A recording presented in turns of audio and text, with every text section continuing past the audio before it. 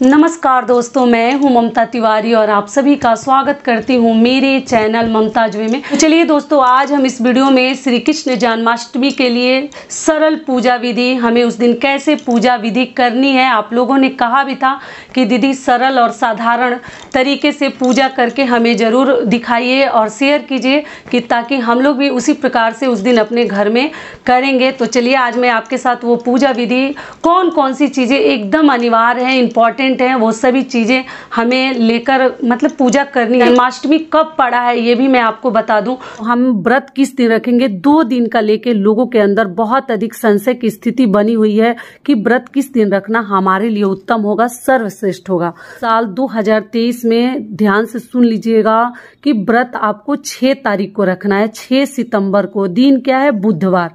6 सितंबर को आप व्रत रखेंगे, आपके लिए बहुत ही अधिक उत्तम रहेगा, क्योंकि जो भी गृहस्थ लोग हैं, जो भी आम जनता, हम लोग जैसे लोग गृहस्थ लोग जो हैं, वो 6 तारीख को ही व्रत उनके लिए सर्वश्रेष्ठ रहेगा। आप लोग 6 तारीख को दिन बुधवार को व्रत रखिएगा, किसी भी प्रकार की दुविधा में ना पड़े।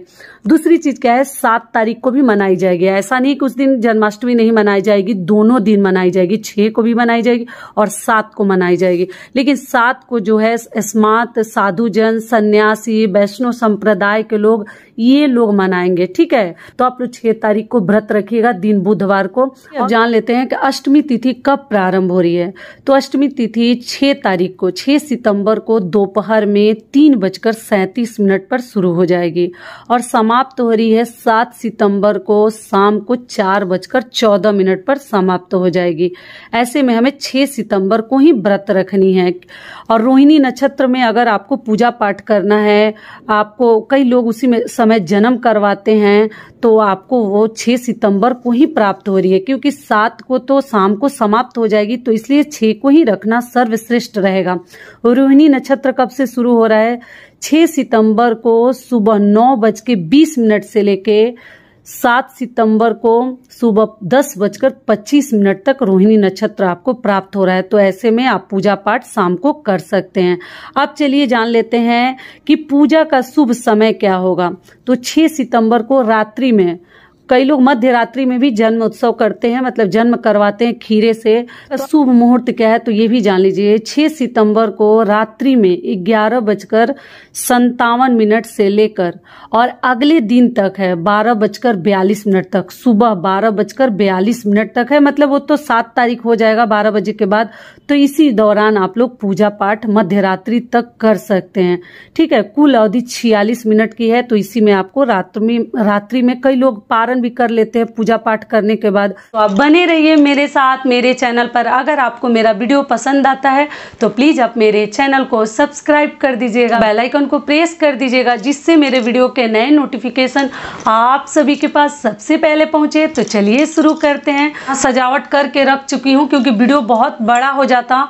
तो सबसे पहले आप लोगों ने कहा था कि दीदी हमारे घर में लड्डू गोपाल नहीं है, तो देखिए आप ऐसी फोटो, प्रतिमा, मूर्ति अगर कृष्ण भगवान की है, ऐसा नहीं कि राधा जी भी साथ में चाहिए, मेरे पास था ऐसा फोटो तो मैं यहाँ पे रख दी हूँ। ठीक है, अगर आपके पास इस प्रकार की फोटो है, प्रतिमा है, तो आप जरूर ऐसा भी रख सकते हैं। ऐसा नहीं कि इसके लिए आपको लड्डू गोपाल पीतल वाले चाहिए या मूर्ति चाहिए या खरीद के लानी है, जो ही आपके पास है। अगर कृष्ण भगवान की फोटो छवि नहीं है तो आप जो है जो विष्णु भगवान है उनका भी फोटो आप इस जगह पर रख सकते हैं। में पीला वस्त्र, अगर आपके घर में लाल भी हो तो चलेगा, लाल और पीला वस्त्र पर भगवान को, पीला हो तो ज़्यादा बेहतर है, आप उनको मतलब स्थापित कीजिए और पीला वस्त्र ही उनको ओढ़ा दीजिए आप।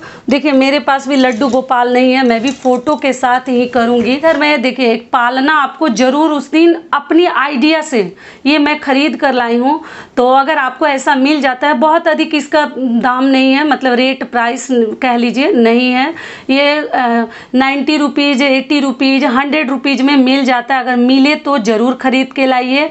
श्री कृष्ण जन्माष्टमी में झूला का एक अलग ही महत्व है, तो आप लोग ज़रूर लाइएगा। अगर नहीं ला सकते हैं तो आप जुगाड़ से, आइडिया से एक झूला तैयार कर लीजिए, कपड़े से, लकड़ी से। भगवान को उस दिन झूला झूलाना एकदम अनिवार्य है, ठीक है। तो इस प्रकार से आप लोग बना लीजिएगा। मैं थोड़ा बहुत देखिए फूलों का सेज लगाई हूँ, और इस पे पीला कपड़ा था मेरे पास, आपके पास लाल पीला जो ही हो, नया कपड़ा चाहिए बिछा दीजिएगा, और फूलों से और भी सुंदर आप डेकोरेट कर सकती हैं, सजा सकती हैं। समझ में आ गया। और अगली चीज़ क्या है कि देखिए शंख उस दिन ज़रूर चाहिए। अगर आपके पास लड्डू गोपाल हैं तो उनको ना पंचामृत से अभिषेक आप शंख के साथ कर सकती हैं। नहीं है कोई बात नहीं है, आप ऐसे भी अभिषेक कर लीजिएगा। अगली चीज़ क्या है कि देखिए एक छोटी सी फ़ोटो मेरे पास भी है। देखिए ये लड्डू गोपाल का बाल स्वरूप है, तो आप इस प्रकार से अगर छोटी सी फ़ोटो आपके पास है तो ज़रूर आप उनका भी पूजा कर सकते हैं। आप लोग को खरीद के लाने की ज़रूरत नहीं है। तो इनको मैं चलिए अब पूजा विधि कर लेते हैं कि हमें कैसे क्या करनी है। तो सबसे पहले देखिए एक पीला वस्त्र लेंगे, भगवान को उस दिन हम स्नान कराएंगे। किस चीज़ से कराएंगे? तो ये गंगा जल मिश्रित जल है, ठीक है। तो थोड़ा सा हम इसमें डाल लेंगे, किसी भी आइडिया से थोड़ा सा भिगा लीजिए, और भिगा कर उस दिन हम भगवान को स्नान कराएंगे, ठीक है। और ये फ़ोटो मैं पहले से ही पोंछ के रख चुकी हूँ, क्योंकि वीडियो बड़ा हो जाता, और इसमें मैं फूल माला हार चढ़ा दी हूँ। तो यहाँ कृष्ण भगवान को हम सबसे पहले इनको अच्छे से स्नान करा देंगे। अगर आपके पास लड्डू गोपाल हैं तो आप यहाँ पर दूध दही से उनका अभिषेक कर सकते हैं, मतलब उनको स्नान करवा सकते हैं। तो ये हो गया। इसके बाद हम इनका श्रृंगार करेंगे। तो श्रृंगार में देखिए मुझे पीला वस्त्र तो मैं नहीं लाई, उतना सुंदर पीला नहीं था रंग उसका, तो मैं लाल लाई हूँ। आपको पीला मिले तो पीला ही लीजिएगा, और नहीं मिलता है तो आप भी लाल ले सकती हैं। तो मैं इनको वस्त्र धारण कराऊंगी, और ऊपर से ये भगवान को चुन्नी इनको रख दूंगी, ठीक है। और इनको मैं झूला में विराजमान करूंगी, ठीक है। छोटे उस दिन बाल स्वरूप की ही पूजा करते हैं, तो इसको उठा के मैं झूला को भगवान के, अगर झूला है तो ज़रूर कीजिए, नहीं है तो नीचे भी आप रख के पूजा अर्चना कर सकते हैं, ठीक है। अगर है तो झूला पर ही इनको उस दिन विराजमान करवाइए। उसके बाद हम भगवान का ना मतलब श्रृंगार करेंगे चंदन से। पहले मैं दीपक यहाँ पे प्रज्वलित कर लेती हूँ, जला लेती हूँ, क्योंकि दीपक जो है साक्षी माना जाता है। तो आप लोग भी दीपक जला के ही उसके बाद ही पूजा पाठ प्रारंभ कीजिएगा। फूल आपके पास है तो इस प्रकार से दीपक के नीचे रख दीजिएगा, ठीक है। और दीपक मैं जला दी। उसके बाद मैं भगवान का श्रृंगार करूँगी। तो श्रृंगार में आप चंदन ले सकते हैं, देखिए रोली ले सकते हैं। सिंदूर नहीं लगाते हैं, जो पुरुष देव हैं उनको सिंदूर नहीं लगाते हैं, लेकिन आप चंदन से इनका तिलक कर सकते हैं। तो मैं चंदन का तिलक भगवान को 2 बार लगा देती हूँ। आप लोग 5 बार 2 बार इस प्रकार से लगाते हैं, ठीक है। और यहाँ भी मैं कृष्ण जी को लगा देती हूँ, और राधा जी को मैं सिंदूर लगाऊंगी, ठीक है। इनको पीला सिंदूर लगा दूंगी। इनको चंदन मत लगाइएगा आप लोग, ठीक है। तो ये हो गया। अगली चीज़ क्या करेंगे कि हम भगवान के लिए देखिए यहाँ पे एक माला लाए हैं छोटी सी।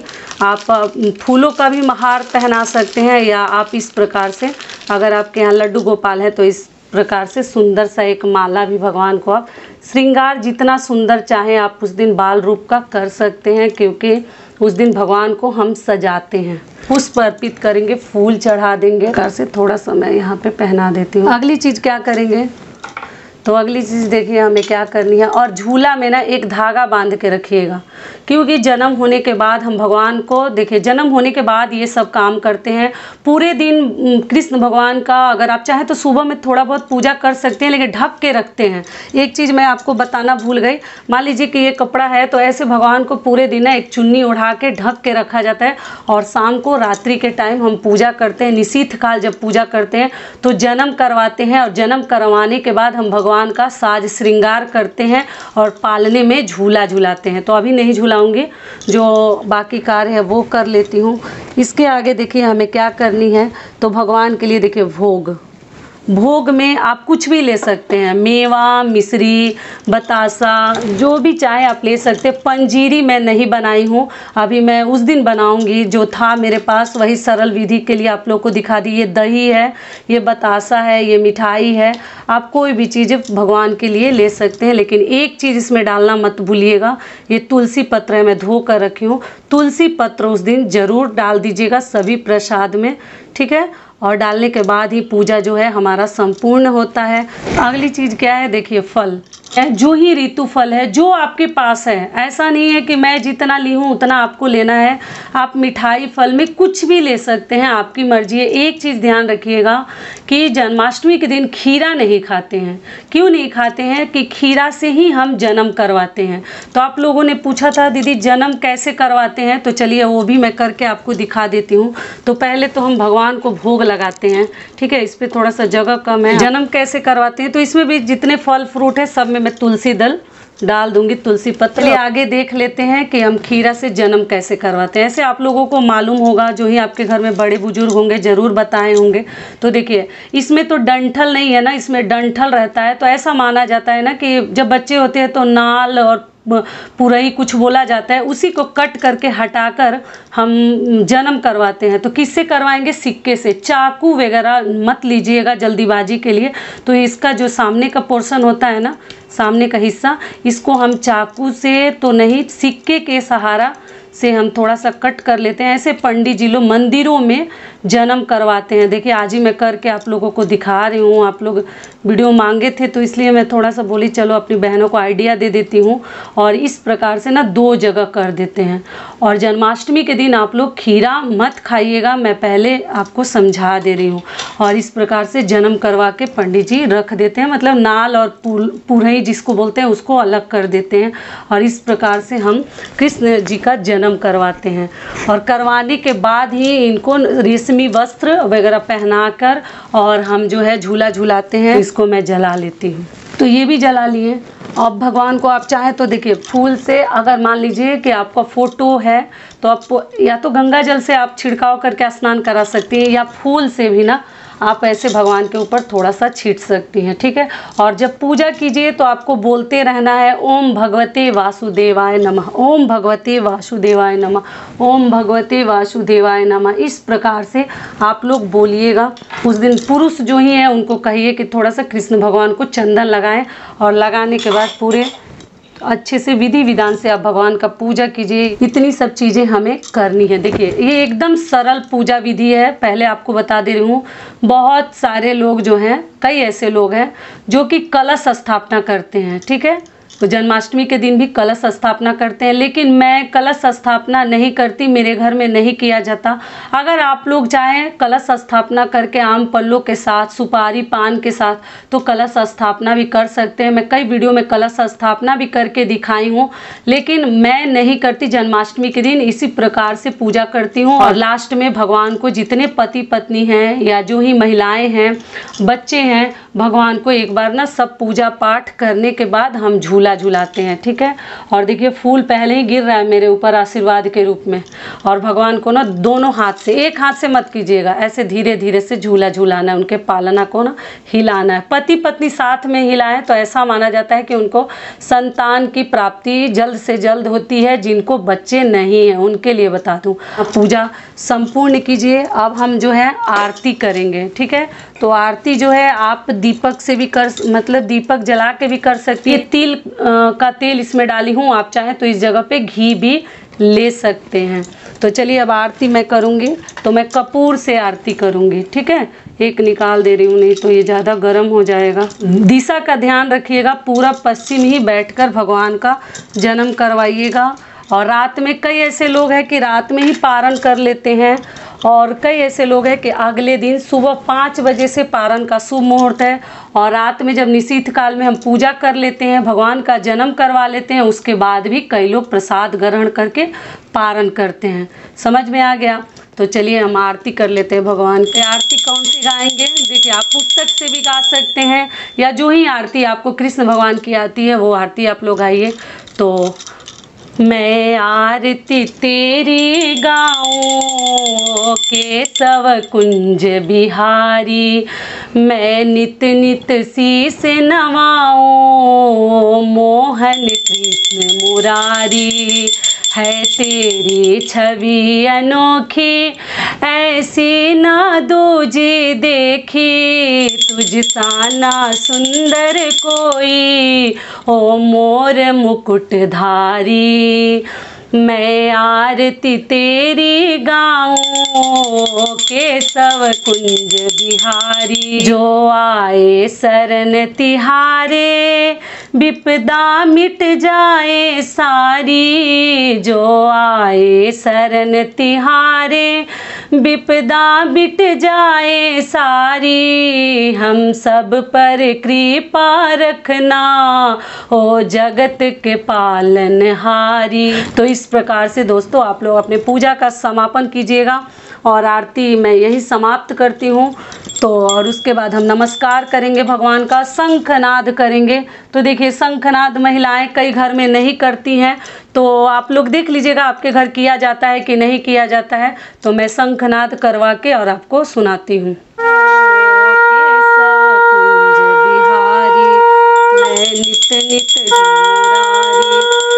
शंख को बजाने के बाद कभी भी धो कर ही उसको हमें रखनी चाहिए। इसमें पानी डाल के धो लेते हैं और फिर हम शंख को रखते हैं। समझ में आ गया?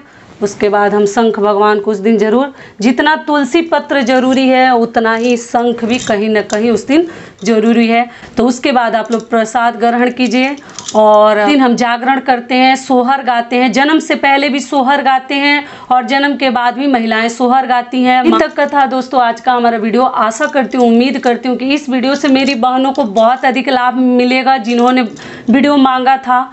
तो फिर मिलती हूँ एक नए वीडियो में, तब तक के लिए नमस्कार। स्वस्थ रहिए, सुरक्षित रहिए और जहाँ कहीं भी रहिए आप लोग भी इस प्रकार से कृष्ण भगवान को झूला झुलाइए और अपना पूजा जन्माष्टमी के दिन, श्री कृष्ण जन्माष्टमी के दिन इसी प्रकार से पूजा अर्चना कीजिए। धन्यवाद।